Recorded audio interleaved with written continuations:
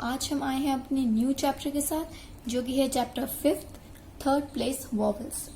अगर आपने पहले की वीडियोस नहीं देखी हैं तो पहले की वीडियोस प्लीज देख लीजिएगा। उसमें हमने फर्स्ट प्लेस वॉवल और सेकेंड प्लेस वॉवल को कवर कर लिया है पूरा, और आज हम पढ़ेंगे अपना last but not the least third place vowel. इन तीनों में बहुत कंफ्यूजन होती है, आई नो, तो प्लीज आप बहुत ज्यादा प्रैक्टिस करिएगा। हर वर्ड को एक नहीं तो आधा पेज तो जरूर लिखिएगा, ठीक है। तो जैसा कि हमने पहले पढ़ा था कि वॉवेल अगर फर्स्ट प्लेस पे हो तो वो अबव द लाइन आता है, और सेकंड प्लेस हो तो वो ऑन द लाइन आता है। वैसे ही आज हम पढ़ेंगे अगर वो थर्ड प्लेस हो तो वो थ्रू द लाइन जाता है, ठीक है।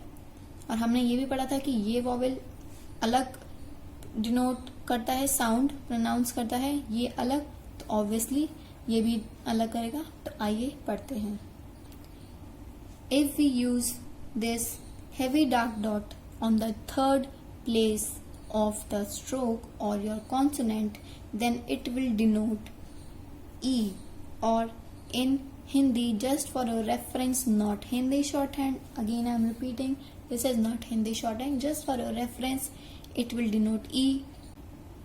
If it is dark, then it's denote E, then it's light dot, then it's denote short E.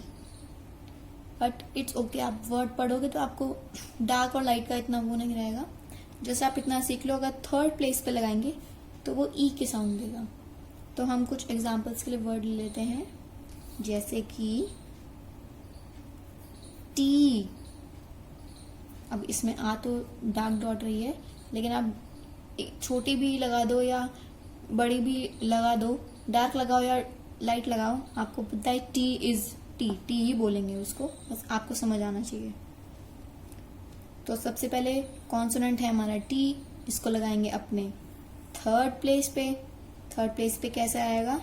Through the line T, और टी के बाद आ रहा है वॉवल ई और ए, जो भी है वॉवल बाद में आ रहा है, तो हम राइट हैंड पे लगाएंगे और थर्ड प्लेस पे लगाएंगे। यहां से स्ट्रोक्स शुरू हुआ, यहाँ पे एंड, तो हमारा थर्ड प्लेस होगा ये, इधर लगाएंगे हम tagged. This will pronounce T. I will be write C S E, C,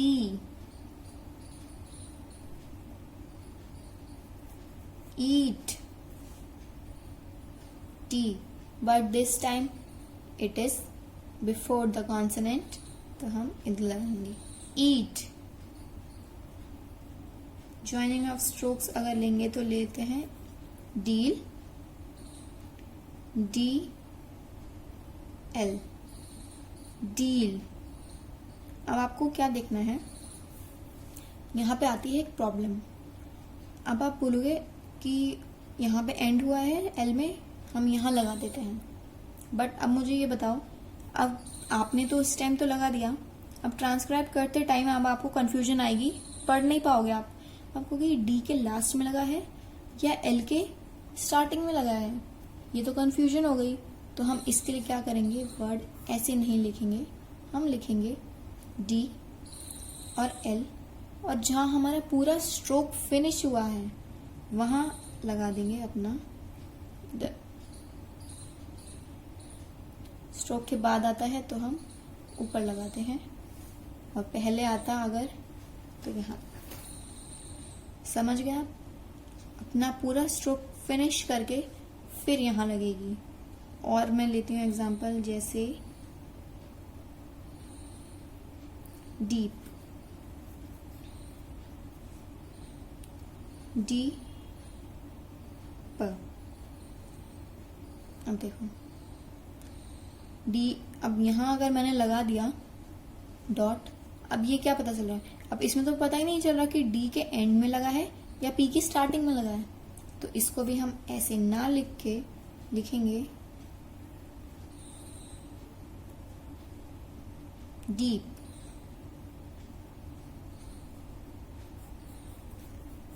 keep, again,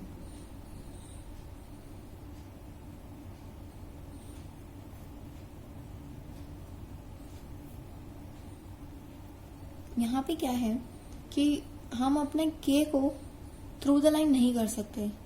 अगर हमने अपना के को थ्रू द लाइन यहाँ पे करेंगे तो वो ऑन द लाइन हो जाएगा।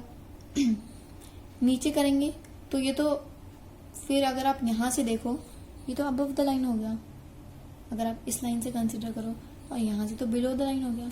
हमें तो थ्रू द लाइन बनाना है, इसलिए हम क्या करेंगे, फर्स्ट कॉन्सोनेंट को छोड़ के हम सेकेंड वाला कॉन्सोनेंट थ्रू द लाइन कर देंगे, ताकि ये हमें पता चल जाए कि ये थर्ड प्लेस वॉवेल है। ठीक है, जनरली मैंने बताया था लास्ट में कि हम फर्स्ट प्लेस को देखेंगे और उसको अबव द लाइन या ऑन द लाइन करेंगे। लास्ट वाला स्ट्रोक डजंट मैटर कहाँ जाए, पर यहाँ हॉरिजॉन्टल में ये प्रॉब्लम हो जाती है कि अगर हम ऑन द लाइन लिखेंगे तो वो सेकेंड प्लेस वॉवेल बन जाएगा, अबव द लाइन लिखेंगे तो वो और गलत हो जाएगा, और बिलो द लाइन लिखेंगे तो ये इस वाली लाइन को कंसिडर करके अबव द लाइन हो जाएगा। तो हम इसको ये ऐसे नहीं लिखेंगे, हम सेकेंड प्लेस पे जो वॉवेल है हमारा, जो पी है यहाँ पे, हम उसको थ्रू द लाइन कर देंगे तो ये थर्ड वॉवेल बन जाएगा। इसका एक एग्जाम्पल मील भी है। अब जैसे मैं मुझे एम लिखना है, अगर मैंने यहाँ लिखा और एल तो ऊपर जाएगा तो ये तो फर्स्ट प्लेस बन जाएगा, यहाँ लिखूंगी तो वो सेकेंड प्लेस बन जाएगा। तो what I did, I will write M here and L को हम थ्रू द लाइन कर देंगे, तो this is meal. Okay,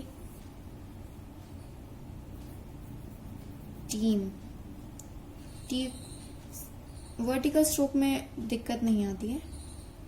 M, again हमने एम में क्यों लगाया, क्योंकि हम टी में नहीं लगा सकते थे, यहाँ कंफ्यूजन होती, इसलिए हमने एम में लगाया है।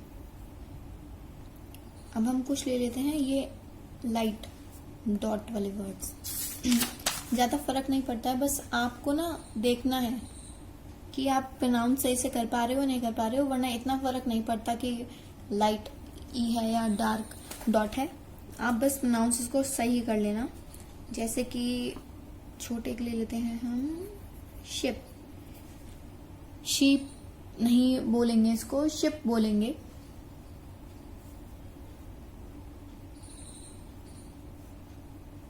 श through the line P.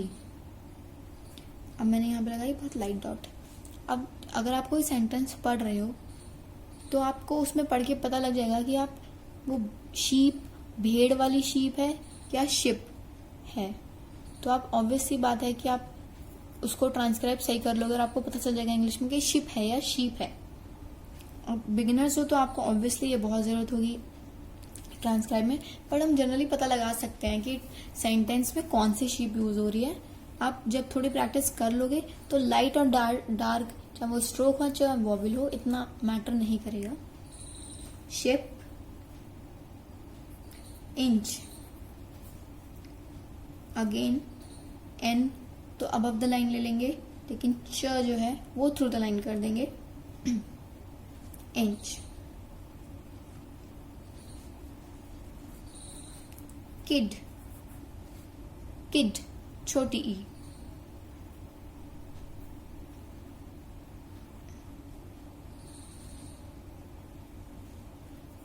Milk, milk एकदम शॉर्ट में, M L K, milk, bill, B L last में लगेगा, विड्थ, डब्ल्यू डी थ, विड्थ। ये डॉट है यहाँ पे, मेरी पेंसिल स्लाइड हो गई, डॉट है यहाँ पे। ठीक है, आज के लिए बस इतना ही। आई थिंक इतना काफ़ी होगा। आप प्लीज़ बुक को लीजिए, और यहाँ पे बहुत सारे वर्ड्स हैं इसलिए मैंने यहीं पे एंड कर दिया है। इसको अच्छे से करिए प्लीज़। अपनी एक्सरसाइज करने से पहले इन वर्ड्स को एक एक पेज करिए, क्योंकि अब डिफिकल्टी होगी। अब आपके पास तीनों प्लेस के वॉवेल्स आ चुके हैं। अब बहुत ही आपको अलर्ट रहना पड़ेगा कौन से वर्ड में फर्स्ट प्लेस लग रहा है, सेकेंड लग रहा है या थर्ड लग रहा है, और उसी हिसाब से आपको अपना स्ट्रोक भी on the line, above the line और थ्रू द लाइन करना पड़ेगा। इसलिए प्लीज अच्छे से वर्ड्स को पहले प्रैक्टिस करना, फिर एक्सरसाइज की तरफ बढ़ना। Thank you for watching. Please like the video.